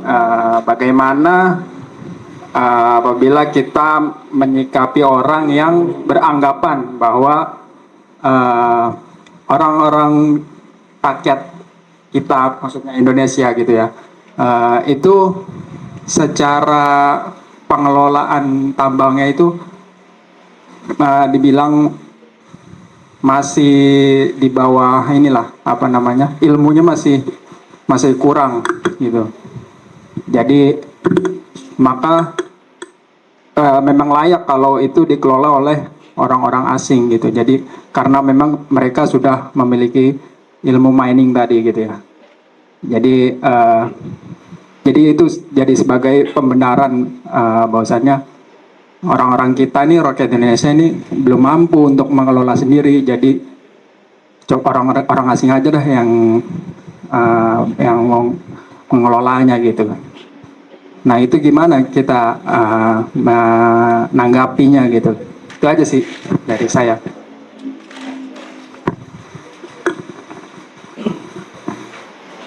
Nah, jadi gimana tuh? Menanggapi ada yang bilang kalau SDM Indonesia itu belum bisa ngelola tambang. SDM rendah, ya Allah. Kita dianggap apa? Terus dianggap, padahal ITB ya kan, kampus-kampus itu setiap tahun ngeluarin tenaga-tenaga ahli ya.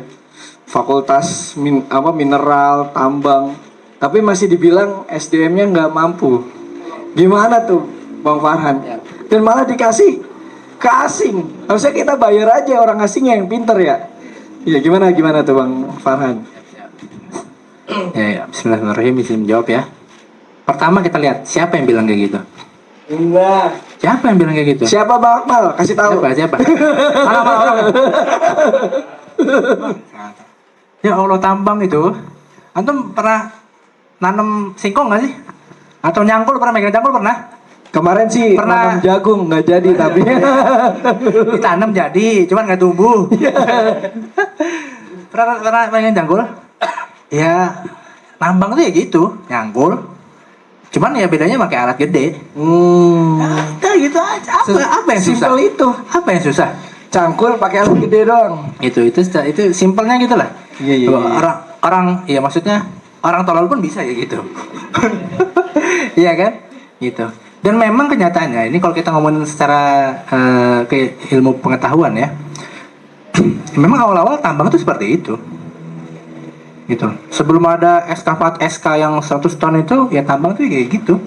Manual gitu ya. Manual Pakai kayak gitu. karung dikeluarin. Nanam di Amerika Serikat itu nanam yang namanya nambang emas itu ya udah dihancur-hancurin, dialirin air, terus diserak-serak pakai di pinggir-pinggirin. Iya, kayak pakai gitu. penggorengan tuh. pakai gorengan. Bener kayak gitu. Kayak gitu. Nah, orang-orang yang bilang kayak gitu adalah orang-orang yang nggak pengen kita mandiri. Astagfirullahaladzim. Gitu ya. Ada dua kemungkinan. Yang pertama adalah dikarenakan dia yang pengen nambang itu gitu loh. Oh, pertama karena dia pengen nambang itu dapat manfaat dari situ. Manfaatnya lah, iyalah. Ya. Kedua, Yang kedua ya itu maksudnya daripada dia ini nggak bisa nih itu sebenarnya tambang itu tuh batu bara itu 100.000 ton lah itu kapasitasnya. Di bawahnya itu ada 5.000 ton sebenarnya tuh. waduh. Nah, dia nggak mau. Nanti kalau dia mulai cangkul ya pasti ketemu dong.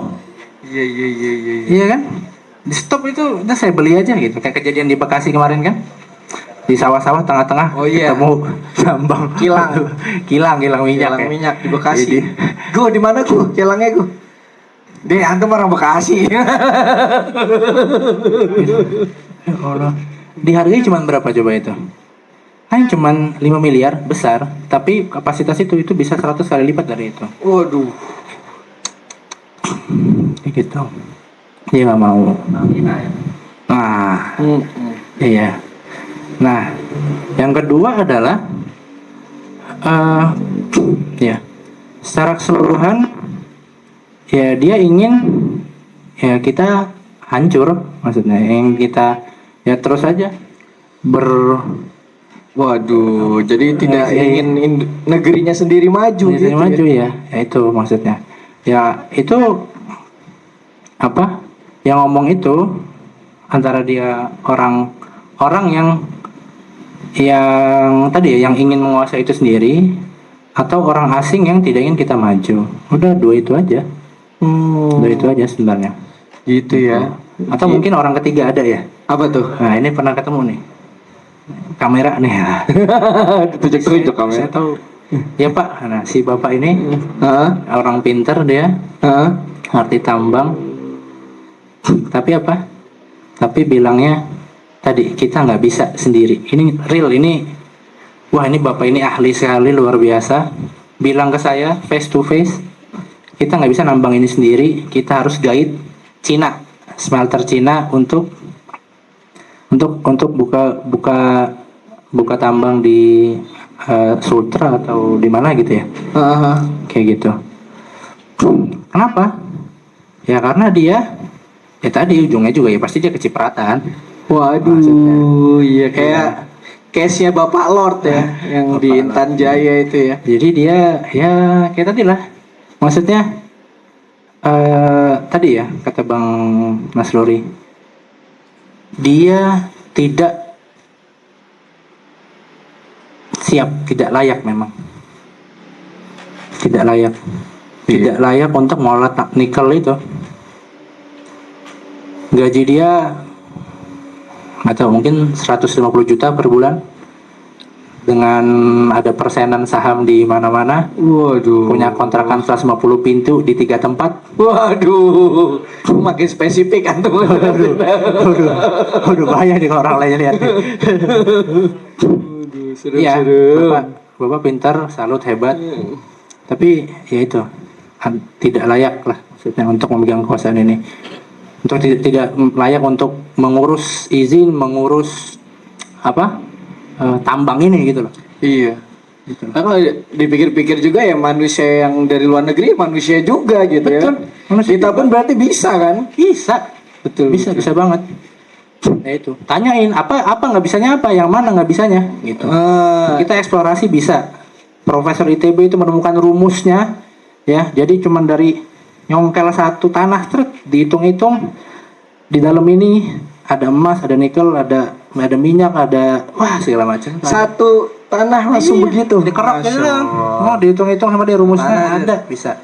Eksplorasi. Jadi ada eksplorasi, sudah produksi. Drilling. Ngebor itu ya kita mah bisa, cuma ngebor doang. Cari cangkul-cangkul. Kelihatan, udah gitu doang. Belum pernah ngerasain kuli Jawa sih. Boleh Jawa. Apalagi produksi, ngalirin.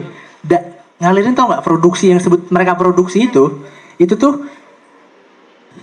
Jadi si batu bara, si mineralnya, terus dialirin pakai pipa atau minyak pakai pipa atau pakai konveyor ke tempat untuk siap diangkut lagi ke penyulingan. Itu produksi namanya. Tidak doang itu produksi namanya. Pindahin doang. Iya. Produksi namanya. Refinery itu tuh cuman air dikasih apa ya? Dikasih kalau bahasa kimianya malic acid, TOFA. Jadi ya dari getah pohon. Ya udah dicampurin, diaduk-aduk, disiram, bentar kepisah. Emas, perak, nikel. Ntar kita tinggal ya udah ngambil emas taruh sini, nikel taruh sini. Kayak gitu. Apa yang nggak bisa? Bisa. Di ujungnya ada penjualan, distribusi. Ya makin gampang lagi, orang tinggal jualan. Tinggal naruh doang, tinggal kirim Gojek, kirim pakai Gojek. kirim Gojek. Sama pakai Gojek memang. Emas 10 kilo kirim. Dari Cakung ke Priok kata Bang gua. Kayak gitu. Udah gitu aja. Apa yang nggak bisanya kita? Betul. Apa yang nggak bisanya? Berarti saatnya kita ngobrolin nih tambang ini di tongkrongan ya. Tambang. Iya, ngobrolin tambang di tongkrongan, betul. Nah, itu karena apa sih? Itu karena ya kalau itu teman-teman kita, orang-orang Indonesia yang ngomong seperti itu mereka tidak paham berarti. Tidak paham konsep dasar menurut saya kesalahan pertambangan. Yang tadi sebenarnya saya sudah sebutkan. Konsep ajir dan muajir. Konsep pemilik usaha dan pekerja. Saya koreksi dikit tadi, Bang Nasrudi. Maaf. Tambang nikel itu bukan kewajiban kita mengelolanya, itu hak kita. Hak kita itu. Hak kita. Kita nggak hak kita. Minyak itu hak pertalite itu tuh punya antum itu. Nggak usah beli itu, punya antum. Haram antum belinya itu. Keluar dalil. Apa itu belinya itu? Haram antum belinya. Itu ya. Kalau saya yang ngelola, bukan kalau. Haram antum belinya. Kita tuh ke Pertalite, ke Pertamina ngasih duit tuh haram, ngasih duit itu. Nah, kan kita yang dibijaki. Kita dibijaki. Haram gitu itu. Salahnya apa tadi? Ajir dan muajir. Bahwasannya penambang itu boleh dibayar. Jadi saya ngebayar Mas Akmal untuk ngambil si emas, saya bayar emas itu boleh. Tapi emas ini bukan milik antum. Oh, di situ ya. Di situ. Poin kritisnya. Poin kritisnya. Ini emas ini bukan milik antum. Ini milik seluruh umat manusia. Gitu. Ya kan sesuai dengan dalil Rasulullah SAW. An-nasu syuraka fi thalasin al-ma'u wal halu wan nari. Bahwasanya manusia itu berserikat ya. Syarokah. Jadi itu hak kita semua itu. Kata Rasulullah. Hak kita semua. Hak bukan kewajiban. Hak kita semua. Hak kita semua untuk mendapatkannya. Air, padang rumput yang luas dan dan api. Dan sebenarnya itu nanti dijabarkan lagi, ada ilatnya sebab kenapa sih kita bermusyarakat di tiga hal itu? Karena semua orang membutuhkan. Siapa yang nggak butuh air? Ya kan? Kalau belajar sains, 70% tubuh kita adalah air. Kan banyak di Bokar Sweat gitu ya. Merek Sebut. Dibip. Dibip. Iya. Bisa ya? Suara kambing, be. 70% itu air. Siapa yang nggak butuh air? Memang butuh air. Gitu. Tanaman yang luas, padang rumput yang luas kan kita makan. Betul. Kan tanamin di situ, ditanamnya gitu loh. Betul. Gitu. Anari, panas ya, kita butuh penerangan ya, butuh buat masak segala macam. Itu semuanya energi ya, disebutkan kalau zaman sekarang energi. Ya, bahasa modernnya energi. Itu hak kita semua. Minyak, emang kita diharam beli pertalite itu haram sebenarnya. Beli listrik itu juga haram sebenarnya. Waduh, betul. Bayar listrik ini haram sebenarnya. Gitu. Itu karena tadi ini punya kita gitu. Kita boleh aja bayar si Pertamina dibayar gitu ya. Cuman kan sekarang konsepnya adalah Pertamina penambang dibayar, terus Pertamina juga menjual minyak itu. 2 kali untungnya bosku. Gimana nggak kaya? Ya kan? Orang luar, orang yang tidak ingin kita maju, orang yang ingin menguasai itu ya kayak gitu. Masuk Shell, masuk BP. Ini bukan sponsor, ini untuk mengusir anda semua ini sebenarnya. Bukan mengusir ya, nanti kita gantikan lah. Kita gantikan. Ya. Itu mereka melihat makanya mereka membuat studi bahwasanya kita nih pertamanya rendah. Ya karena mereka ingin kebagian aja gitu. Tuh, masalah untuk mereka sendiri gitu kan. Nah, itu sebenarnya hak kita, tapi mereka tuh ingin merampas kita sebenarnya. Gitu. Gitu sebenarnya. Jadi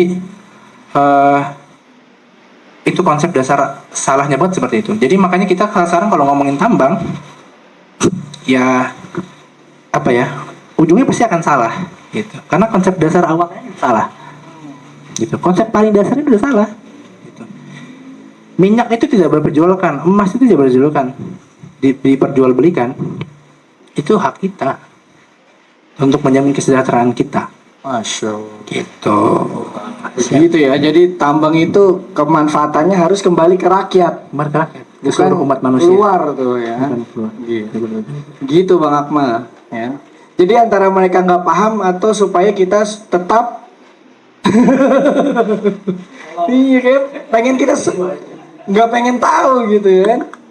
Ya, padahal tadi kalau ngeliat tadi malah kalaupun kita nggak mampu ya kita tinggal bayar yang mampu gitu ya. Yang penting hasil pertambangannya kembali ke negara untuk rakyat gitu ya. Begitu guys. Jadi boleh aja ormas keagamaan nambang, boleh aja. Oh gitu. Asal mampu. Tapi barang tambangnya bukan punya dia. Gitu. Gitu. Gimana tuh Bang Nes menanggapinya? Ini udah cukup panas nih. Kita tersadarkan akhirnya nih. Ini pemantiknya agak terlalu heroik. Iya. Gitu ya. Sampai tadi disebut beberapa merek sih. Itu harus dikampingin ya Bang Adit. Saya ngerinya kan pas lewat depan itu kan. Dilihat, oh ini yang kemarin di video YouTube ini. Aman. Kayak gitu. Kita kan biasa menghina Pancasila jadi duta Pancasila. Ya kan kemarin apa lagi? Wih, jadi komisaris. Direktur produksi. Oh atau pengen jadi duta tambang. Iya. Berarti pemantiknya belum layak jadi kekuasaan. Menjawab sendiri ya. Nah, untuk didukung pangeran. Ya baik, kawan-kawan tadi agak menarik ya. Jadi kasus yang paling dekat dengan kita kan kasus Bekasi. Ketika ada petani kemudian menemukan di lahan areanya itu ternyata ada kilang, gitu kan. Kemudian tim studi kelayakan dari Pertamina kan datang tuh langsung melakukan pengecekan seberapa potensi dan lain-lain. Ternyata ditemukan kan potensinya tinggi. Nah, Namun masalahnya itu pemilik tanahnya nggak mau, nggak mau ambil oleh Pertamina gitu loh, oleh badan usaha milik negara ini gitu, yang notabene pinginnya sebagai badan untuk kesejahteraan seluruh rakyat. Nah, pertanyaan menggelitik, kenapa kok warga itu tidak mau membantu negara? Wah, itu ya kan? Ya kan, seandainya Pertamina itu badan usaha milik negara, kemudian meminta tanah itu, Iya. ya kan, tanah itu tuh karena di bawahnya ada banyak potensi minyak, tapi warga pemilik tanahnya ini tuh tidak mau membantu negara. Kenapa tuh guys? Apakah rakyat itu salah? Iya. Ya, ini kan pertanyaan yang harus kita kulik nih. Nah, padahal kawan-kawan sekalian ya, rakyat Indonesia ini sebenarnya adalah rakyat yang paling ikhlas. Ikhlas daripada Eropa.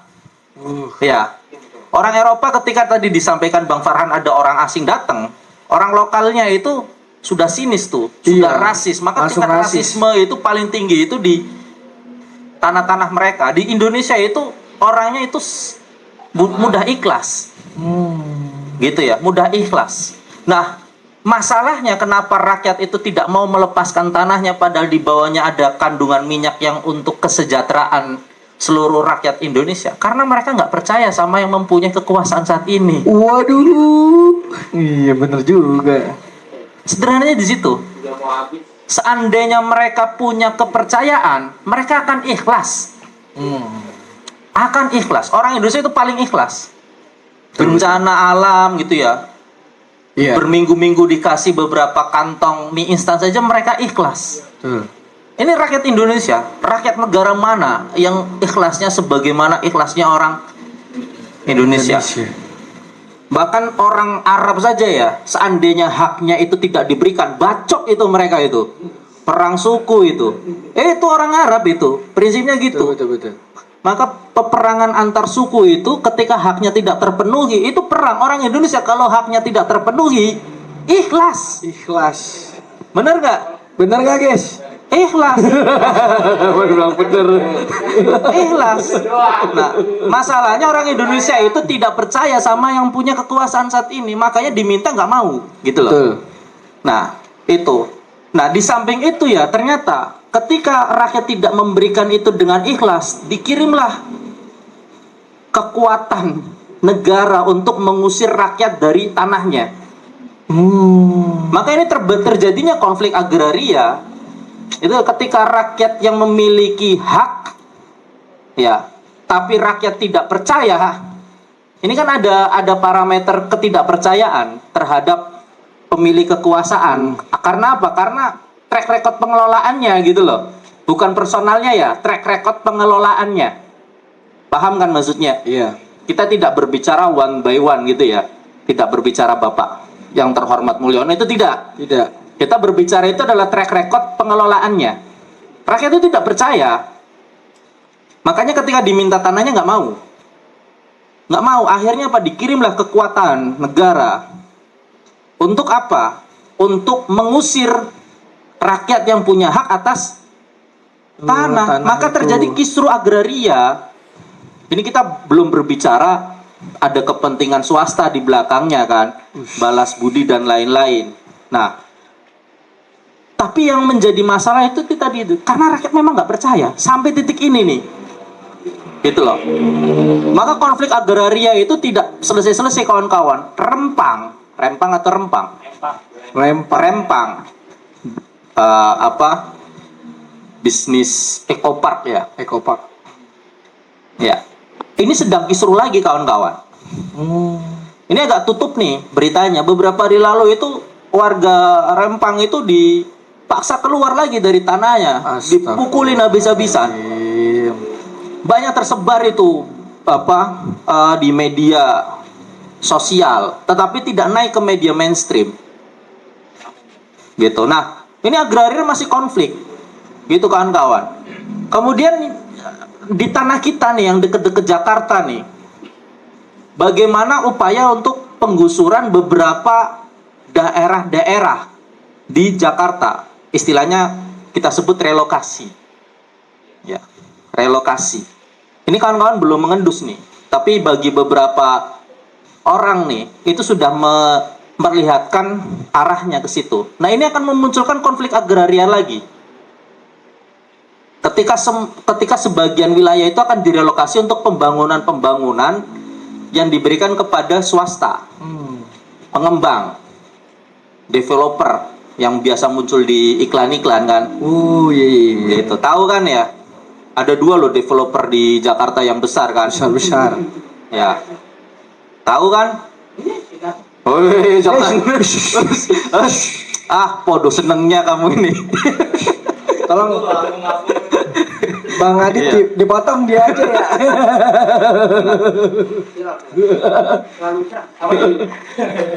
Lampunya kecerahan. Proyek melanjutkan reklamasi itu tinggi. Proyek untuk melanjutkan reklamasi itu sangat tinggi. Pokoknya harus segera jalan. Makanya ketika reklamasi ini berjalan, bertambah kepada relokasi. Relokasi siapa? Masyarakat pinggiran. Nah, ketika relokasi ini kemudian reklamasi berjalan, kan pasti penambangan pasir kan berjalan lagi. Ya kan? Pertambangan berjalan lagi kan, tarik tambang lagi ini kita. Benar nggak? Betul. Nah, kalau reklamasi berjalan lagi berarti kan butuh dana besar untuk pembangunan itu. Dari mana uangnya? Dari mana uangnya? Kayak gitu. Dari mana uangnya? Kayak ustadz apa itu ya? Ya makanya hutang lagi kawan-kawan. Hutang lagi. Jadi rakyat akan tergusur atas nama relokasi dan pembangunan ya. Konflik agraria akan muncul dan pasti hutang lagi. Dan ini di dekat kita dalam beberapa waktu ke depan. Jadi saya sampaikan kisi-kisi aja gitu ya. Dalam beberapa waktu depan itu akan terjadi relokasi kembali gitu loh. Konflik itu akan muncul di agraria. Betul. Di Jakarta, belum di daerah lain, di Bekasi itu konflik yang tanah Pertamina itu masih ribut. Iya. Nggak tahu win-win solusinya itu nanti seperti apa. Apakah paksa juga dengan kekuatan negara melawan rakyatnya? Wah, Waduh. ini harus kita pikirkan kawan-kawan. Maka malam hari ini tuh setidaknya obrolan kita itu ya bisa menambah gambaran bagaimana negeri ini kawan-kawan. Ya semoga tidak semakin jauh ya. Tetapi negeri ini itu mulai pada satu titik di mana rakyat ini itu sudah tidak begitu percaya kepada kekuasaan. Bukan kepada orangnya, tapi bagaimana pengelolaan kekuasaan itu yang menghasilkan kebijakan. Dan rakyatnya itu sudah semakin berkurang nilai keikhlasan. Nilai keikhlasan. Iya. Gak gampang ikhlas jadi ya. Kalau rakyat itu nilai keikhlasannya tinggi, kawan-kawan ya, disuruh ngeruk tambang pakai tangan juga kayaknya ikut. Pakai panci lah ini. Itu ikut. Karena rakyat kita sejak zaman dulu itu senantiasa ikhlas terhadap kebijakan penguasa yang memiliki kekuasaan, seandainya kekuasaan itu dianggap sebagai orang yang memiliki keadilan. Ya. Itu rakyat kita akan ikhlas. Sejak zaman kerajaan-kerajaan dulu. Akan ikhlas. Kalau sekarang ya hitung-hitungan. Makanya saya sangat senang sekali ketika salah satu keluarga pemilik kekuasaan itu masih mencontohkan budaya Indonesia yang harus tetap kita pertahankan. Saling nebeng. Saling nebeng guys. Orang di jalan itu ya sekarang ya kalau kita kesusahan minta tolong itu susahnya minta ampun. Ya kan? Sedikit. Meskipun ya ada cuma sedikit. Dulu kalau ada orang lewat gini aja itu berhenti. Mau kemana mas? Mau bareng nggak? Ya kan? Sekarang kalau kita kesusahan itu ya Nyari tumpangan itu susah. Dibalikin gini bisa. Gini malah gitu kan. Kalah. Susah, sabar gitu loh. Susah, makanya ini saya sangat setuju nih. Budaya nebeng itu harus apalagi kalau nebeng bagi istri-istri yang sedang hamil harus pakai private jet itu. Wah, itu saya seneng itu. Pak Budiari ini, Masya Allah itu visioner kan. Visioner. Perempuan yang hamil itu berbahaya menaiki angkutan transportasi umum. Harus private. Iya. Pesawat komersil, kereta api, KRL. Nah, ini adalah jawaban bagi ibu-ibu Bogor yang kerja di Jakarta dalam keadaan hamil. Insya Allah akan disediakan private jet dari Bogor ke Halim Perdana Kusuma. Gitu ya. Cocok. KRL ribut tuh. KRL aja mau dihapuskan.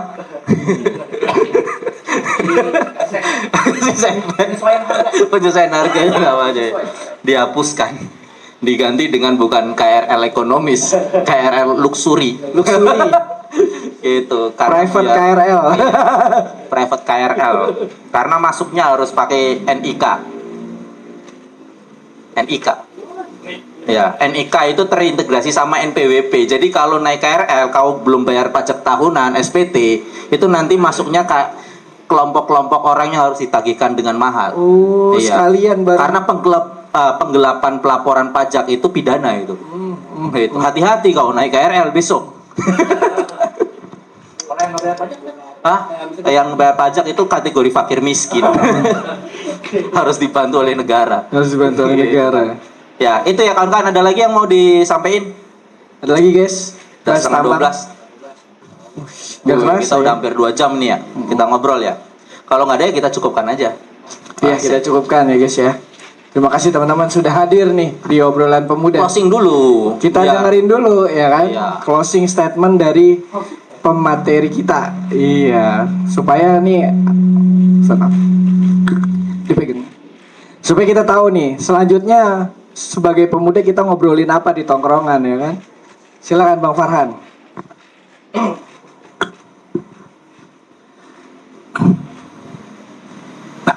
Nungguin ya. Tadi kira ngelek lagi ngelek. Buffering. Enggak. Apa ya closing statementnya ya? Ini urusan tambang tadi nih. Oh, nggak ada closing statement. Sampai hak itu sampai kepada kita, nggak ada closing statement. Itu teman-teman. Itu nggak ada. Sampai kita ke SPBU cuman ngedorong buka pergi lagi. Nggak ada kak gitu ya. Iya, nggak ada closing statement. Ngomongin soal tambang tuh karena apa? Karena tambang pun tidak ada habisnya. Gitu. Bayangin 30 miliar ton cuman batu bara. Wah, kapan habisnya dikerugiin? Betul. Ya? Mungkin masih amat habis kiamat. 30 miliar itu 30.000 juta. Kita setahun cuman bisa 1 juta atau 90 juta. Ya 300 tahun lah. Habis baru batu bara 1. Gitu. Jadi yaitu kita banyak di sini harapannya ya terbuka tadi bahwasanya konsep dasar pertambangan, kalau konsep produksi ngeruk, wah itu udah jalan gitu ya, tinggal di minimalisir tadi ya dampak ekologis saja gitu, karena memang pertambangan tidak merusak alam gitu, dan ya bisa diminimalisir, bisa kita perbaiki, itu bisa gitu, bisa kita cegah, bisa, tapi nggak total ya, akan lama sekali gitu. Yang perlu kita bawa dari sini teman-teman keluar adalah tadi konsep dasar tadi bahwasannya barang tambang itu adalah hak kita semua. Sampai hak itu belum sampai pada kita harus terus mengobrol dengan para pemuda-pemuda. Betul. Bahwa ada sesuatu yang belum selesai. ada hak kita yang belum pada sampai pada kita. Kayak gitu. Begitu, Masya Allah. Jadi tambang itu hak kita. Gimana tuh, Mas Nash? Siap ya? Maka kawan-kawan sekalian, di obrolan pemuda edisi malam hari ini ya, pada bulan September ini, kami sih pingin kawan-kawan itu mulai melakukan dialektika dalam pemikiran. Apakah saya ini ketika memiliki kekuasaan akan mengelola tambang untuk rakyat, untuk kesejahteraan rakyat, untuk memenuhi hak-hak rakyat sebagai seorang yang memiliki kekuasaan. Ya. Nah, maka sebelum sampai situ ya kita harus menyiapkan kelayakan kita untuk menjadi penguasa itu. Ya. Kalau kita menuntut penguasa-penguasa sekarang ya, kan mereka juga pasti mati. Iya, betul. Iya. Pasti mati. Betul. Kan walikuli ummatin ajal. Setiap umat itu, setiap orang itu punya ajal. Kalau kata Ustadz dari Sulaiman itu, raja-raja mati, orang kaya mati, Presiden. orang mati. Mulyono. Iya, makanya sebelum mereka mati, kita kan harus mempersiapkan diri kita untuk mengganti mereka, gitu loh. Itu, teman-teman. Nah, urusan kapannya kita mengganti kan ini urusan Gusti Allah. Apakah Allah itu sudah melihat kita layak, mampu atau tidak, gitu loh.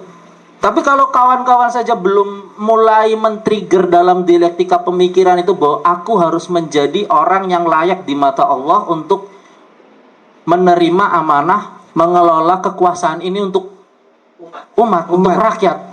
Ya gimana kawan-kawan akan terpacu. Betul. Gitu loh. Maka obrolan pemuda itu harusnya ngacunya ke situ gitu loh. Tambah, oh ya, ini ada masalah nih di pengelolaan oleh kekuasaan sekarang. Ya gimana sih pengelolaan kalau aku jadi penguasa ini? Betul. Kan diskusinya itu. Ya. Maka ini dilanjutkan di tongkrongan. Betul. Tiap malam, tiap hari gitu loh, tiap waktu gitu kan. Selain tambang ya besok kita akan ngobrolin lagi. Iya. Ngobrolin isu apa ya besok Oktober kan? Problematika apa yang Iya, akan kita angkat? Oktober mungkin kita akan membaca tema 100 hari seandainya saya menjadi penguasa, apa yang akan kita lakukan kan gitu ya? Karena Oktober kan Ada penguasa baru. ada pelantikan presiden dan betul. Wakil wapres kita presiden. kan ya, wapres kita ya. Betul, Jangan bilang fufu fafa, itu belum terbukti. Itu belum terbukti, Mas. Kalau cili Belum. pari sudah. Iya. Belum terbukti kata ini. Iya. Kominfo. Iya, kalau cili pari sudah, karena cili pari sudah dimention sama mata najwa. Oh iya, benar. Gitu kan, sama najwa. Nah, maka kawan-kawan sekalian, Oktober kita akan adain lagi insya Allah OP. Kalau saya sih pingin ya, temanya itu seandainya kita menjadi penguasa, apa yang kita lakukan 100 hari kerja awal. Memang. Berarti dari September ini mulai dipikirkan. Udah dipikirin 100 hari awal itu ngapain Iya. gitu loh. Jangan-jangan baru dilantik besoknya mati. Iya kan, jangan-jangan wong kita nggak tahu ajal sama Gusti Allah. Di Gusti Allah, Ya kan? bener juga. Kan aja kan urusannya Gusti Allah. Makanya kan harus disiapin. Betul. Seandainya aku jadi penguasa 100 hari aku harus ngapain gitu loh. aja tuh guys. Ya, apakah aku harus menunjuk orang kepercayaan lagi gitu ya?